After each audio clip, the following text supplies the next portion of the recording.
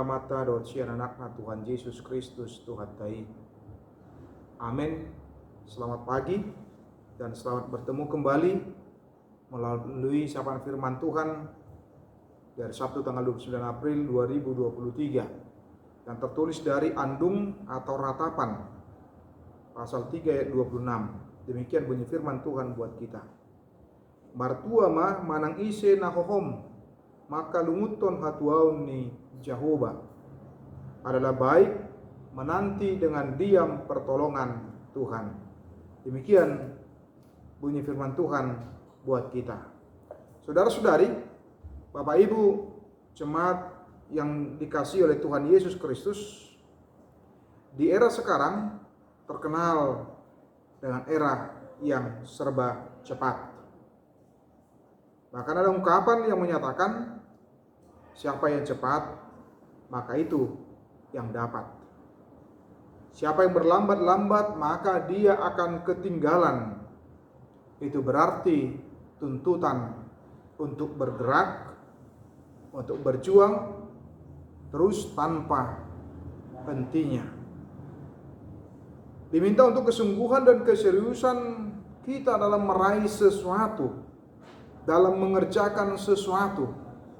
Bahkan dengan segenap upaya kita, usaha yang bisa kita lakukan dan kita kerjakan.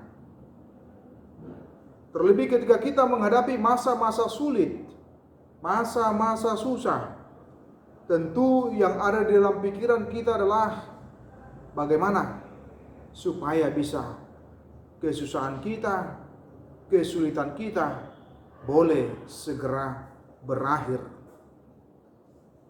Beragam cara, beragam upaya kita lakukan dan kita kerjakan untuk bisa segera keluar dari kesulitan, kesusahan dalam perjalanan kehidupan kita. Tentu hal yang sama juga dialami oleh umat Tuhan pada waktu itu, di mana ketika mereka mengalami pembuangan di Babel, kerinduan mereka, harapan mereka, doa mereka adalah bagaimana mereka supaya boleh bebas, bagaimana mereka supaya boleh merdeka, bagaimana mereka supaya boleh keluar dari perbudakan, dari pembuangan di Babel.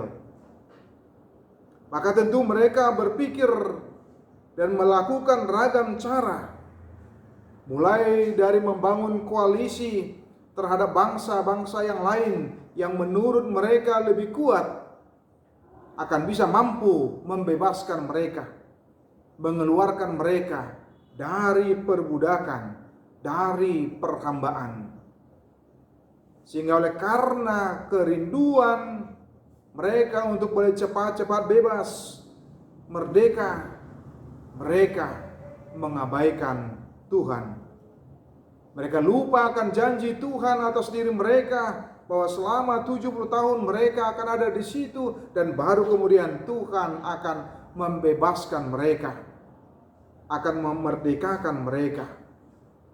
Di tengah-tengah situasi, kondisi seperti itulah Yeremia mengingatkan umat Tuhan yang sedang terbuang, yaitu agar mereka tidak putus asa, namun tetap berharap kepada Tuhan saja. Situasi sesulit dan sesusah apapun itu, ingatlah bahwa berharap kepada Tuhan itu tidak akan pernah mengecewakan kita. Ketika kita bersama dengan Tuhan, maka dengan demikian ada sukacita, ada kegembiraan, meski mereka harus bertahan di tengah-tengah masa sulit, kesusahan yang sedang dialami oleh umat tersebut. Ini yang disampaikan oleh Yeremia adalah baik menanti dengan diam pertolongan Tuhan.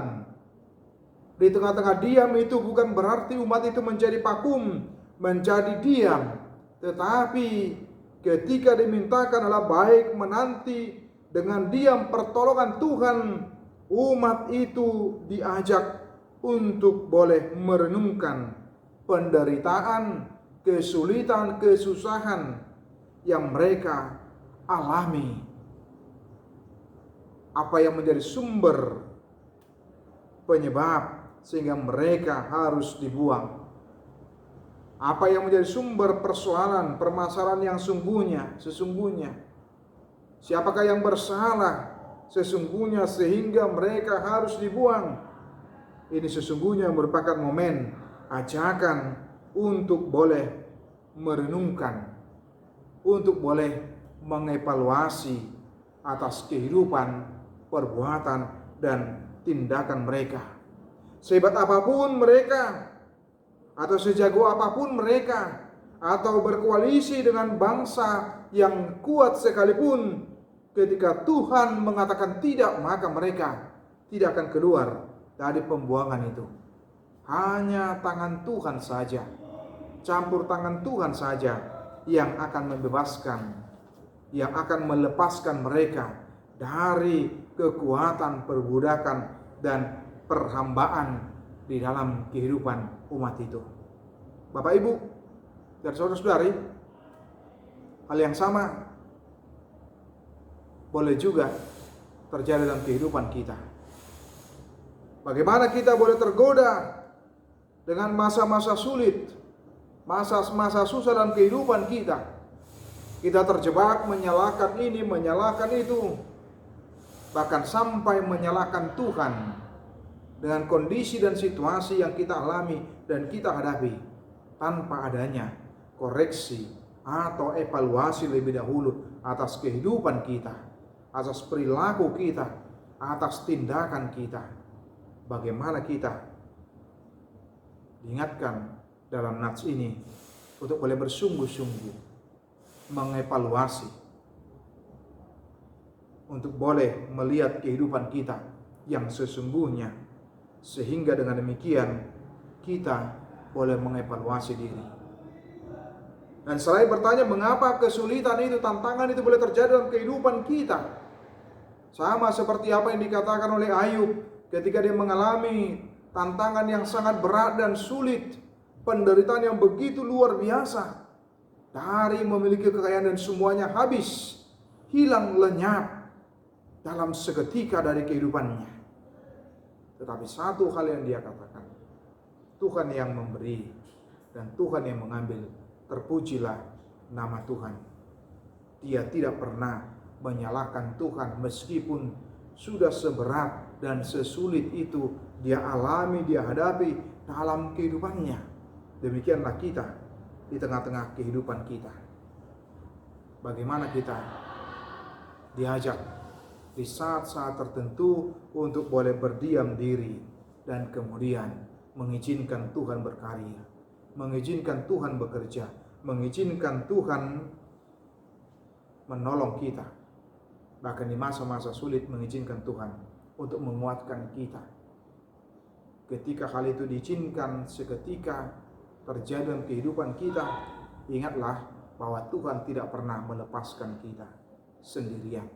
Tuhan tidak pernah membiarkan kita berjalan sendiri, tetapi boleh tetap berjalan bersama dengan Tuhan.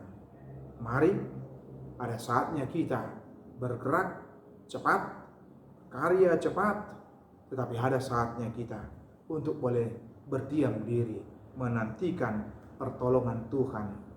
Sebab hanya Tuhan yang mampu dan yang bisa melepaskan kita dari kesulitan di tengah-tengah perjalanan kehidupan kita. Tuhan Yesus memberkati kita semua. Amin.